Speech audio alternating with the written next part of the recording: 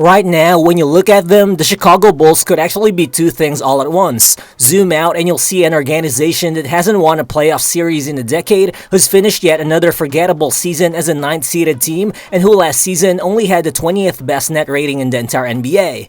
Though when you zoom in, you'll see that the Bulls are finally dissolving a depressing win-now era that was defined by in-house stagnation, as the DeMar DeRozan and Zach Lavine star backcourt for the time being has been modernized by a 25-year-old Kobe White and a 22-year-old Josh Giddey.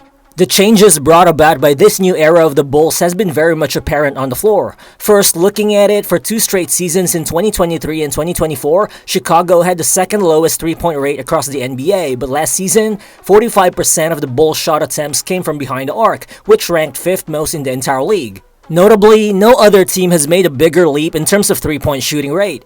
The other difference can be seen in Chicago's speed. In 2024, the Bulls only ranked 28th in the NBA in terms of offensive pace per game, but last season, the Bulls' 102.8 offensive possessions per game ranked second most in the entire league. Basically, the drastic increase in the numbers are a testament to how the Chicago Bulls are now developing a new identity on the floor, one that wears the opposing teams down, and one which also fits the pace of the modern NBA much better.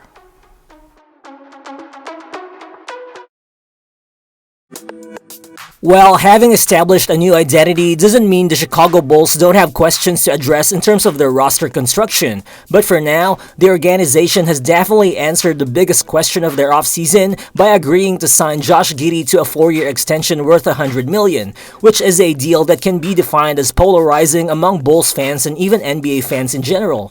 Well, sure, Giddey's $100 million deal and $25 million annual average value marks the 35th richest contract of any guard currently in the NBA. But it's worth noting that while many NBA contracts feature built-in increases on a year-to-year basis, Josh Giddey's deal will actually pay him a flat $25 million for each year of his contract, meaning as the salary cap increases, Giddey's contract will account for a smaller percentage of the Bulls' total cap sheet.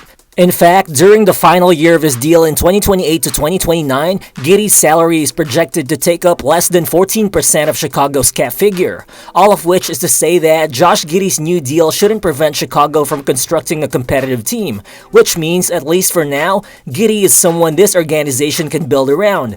Which then brings Chicago to the next existential question they face, and that is, what should a team built around Josh Giddey actually look like?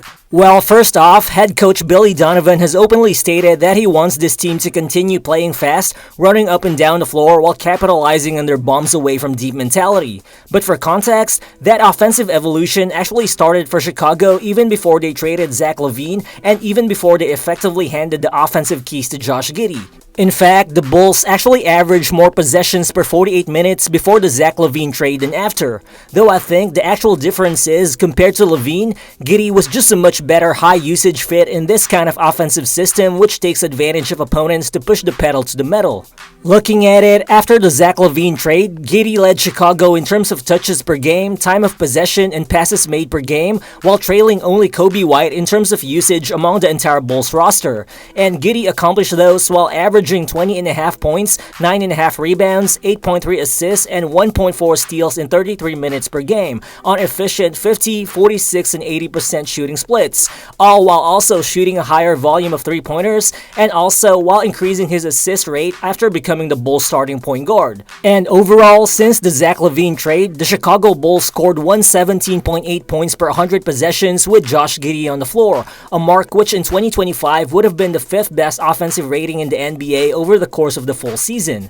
So with all that said, my main takeaway here is that the Chicago Bulls didn't necessarily play faster after Giddy took control of the offense. It was just that they played fast more effectively with him on the floor. Well, time will tell how long Giddy's outside shooting tear towards the latter half of the season would have to last before defenses fully respect his three-point shot. For context, since February 1st, Giddy has drained a hyper-efficient 45% of his three-pointers on 4.5 attempts per game. And obviously at some point, that number will have to go back down to average. But the hope for Chicago is that in the long term, Giddy should become enough of a real outside shooting threat that he could fully punish defenses in the pick and roll when they choose to duck under screens when guarding him. Nonetheless, this current version of Josh Giddey has still been a real winner, pushing Chicago's tempo into 5th gear, relentlessly leveraging his size and rebounding to be able to dish out the craftiest and the cleanest passing looks you'll ever see in a basketball game. It's not a coincidence that most of Chicago's highest usage players, which includes Nikola Vucevic, Kobe White, Ayo Dosunmu, and even Modest Buzelis, have all registered a better effective field goal percentage when they're sharing the floor with Josh Giddey than when they're not. Which now brings us to the bigger picture. Given the lack of changes to the Bulls roster over the summer, Chicago's plan seems evident, and that is continuing to surround Giddy with athletic finishers and knockdown shooters while playing fast and hunting every opportunity to attack and transition, and thus stay away from the half-court wherein the team's lack of consistent shot creation could be a problem. The goal for Chicago is likely to be good enough offensively, and hopefully before long, 6'9" rookie Noah Esengwe, 6'5" point of attack defensive ace Isaac Okoro, and 6'9" big Jalen Smith could provide enough positional size and hustle to overcome issues that could persist when you have a 35-year-old Nikola Vucevic as your starting center. And of course, you're also hoping that Josh Giddey could continue building on his career-high numbers in blocks and steals last season. But for sure, if Chicago is going to be good enough offensively even without an elite shot creator on the team, a collective approach is going to be needed, and this likely means Kobe White has to have a career best season from behind the arc, and this also probably means Kevin Huerter must continue to shoot 37%-ish from deep the way he did last season. But other than that, the Bulls also need Ayo Dosunmu to continue his offensive growth, while at least one of the Bulls' wings in Patrick Williams, Julian Phillips, and Dalen Terry should take a leap as a contributor too. But the most important long-term piece of them all for Chicago might actually be incoming second-year player Modest Buzelis. As the team's most probable highest ceiling player, the 6'10" Buzelis should continue to look like the Bulls' best draft pick since Lauri Markkanen in both ends of the floor. Since being promoted to the starting lineup after the Zach Lavine trade as a rookie, Buzelis averaged 13 points on an efficient 58.6 true shooting percentage, together with 4.5 rebounds, almost 2 assists, and 1.1 blocks in just under 27 minutes per game. Well, Buzelis' three-point shot has been the biggest surprise of his early NBA career so far, as after just having barely made a quarter of his three-pointers in the G League during his pre-draft season, in Chicago, Buzelis has actually shot 36% from deep on 6.3 attempts per 36 minutes. Well, obviously, we're still in small sample size territory here, but the most important thing is that, even as a rookie, Buzelis' willingness to fire away from deep out of catch-and-shoot situations has already been crucial in terms of opening up driving lanes for him, where he's able to use his ball-handling craft and his 6'10" frame to generate shots around the basket. Put Buzelis in isolation against a smaller or a slower defender, and he's definitely going to be able to find his way into the paint. Here, Giddy pushes the ball and finds Buzelis on the corner. Watch how he gets past Luka with a simple jab before he pulls the nifty behind the back dribble, giving Buzelis all the space he needs to get all the way to the basket. Then right here, Kevin Huerter finds Buzelis on the wing. He immediately takes advantage of the closeout by DeRozan with another behind the back dribble before slightly putting his shoulder down, which enables him to bulldoze his way into the tough finish at the rim.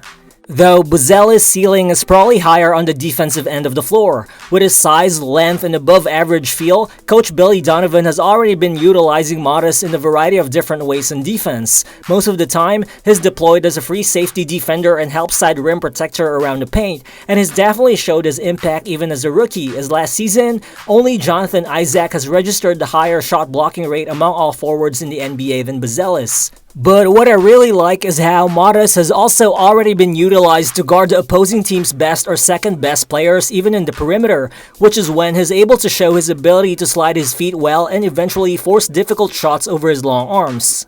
Here, you can see Buzelis guarding Kevin Durant on the wing. Watch him fight through the screen on the way to making the effective closeout on KD. Another screen comes, but again, Modest fights through it while using his feet and size all along to force Durant into a tough mid-range look.